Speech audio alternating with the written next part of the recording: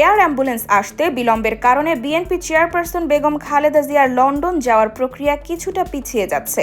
দল থেকে রোববার লন্ডনে নেওয়ার কথা থাকলেও তার পুরোটাই এয়ার অ্যাম্বুলেন্স আসা ও খালেদা জিয়ার শারীরিক অবস্থার উপর নির্ভর করছে।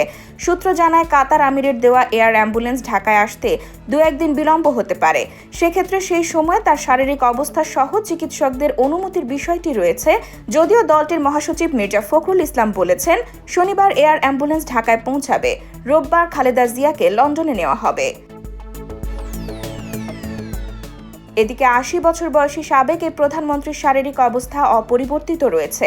শুক্রবার রাতে তার অ্যান্ডোস্কোপি করা হয়, এতে পাকস্থলীর অভ্যন্তরীণ রক্তক্ষরণ বন্ধ হয়েছে।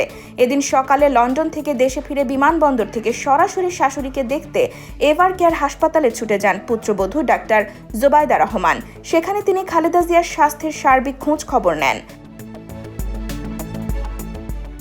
শুক্রবার রাতে হাসপাতাল সূত্র জানায়, সন্ধ্যার পর খালেদা জিয়ার অ্যান্ডোস্কোপি করা হয়। এরপর তার পাকস্থলীর ভেতরে অভ্যন্তরীণ রক্তক্ষরণ বন্ধ করা সম্ভব হয়েছে। পরে তার আরেকটি মাইনর অপারেশন সম্পন্ন হয়। রাতে এ নিয়ে দেশি বিদেশি বিশেষজ্ঞ ডাক্তার সহ মেডিকেল বোর্ডের বৈঠক করার কথা রয়েছে। সেখানে খালেদা জিয়াকে বিদেশে নেওয়ার বিষয়ে আলোচনা হতে পারে। তবে চিকিৎসকদের কেউ কেউ বলেছেন, খালেদা জিয়াকে শুক্রবারই লন্ডন নেওয়া উচিত ছিল। দলীয় সূত্র জানায়, শুক্রবার সকালে খালেদা জিয়াকে লন্ডন নিয়ে যাওয়ার কথা ছিল, কিন্তু এয়ার অ্যাম্বুলেন্সে কারিগরি জটিলতায় যাত্রা পিছিয়ে গেছে।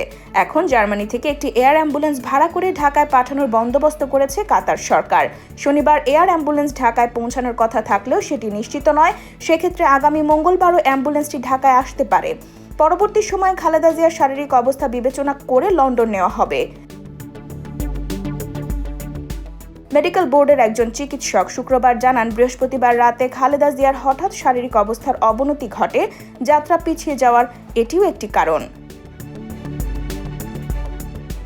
IBTV USA, new York.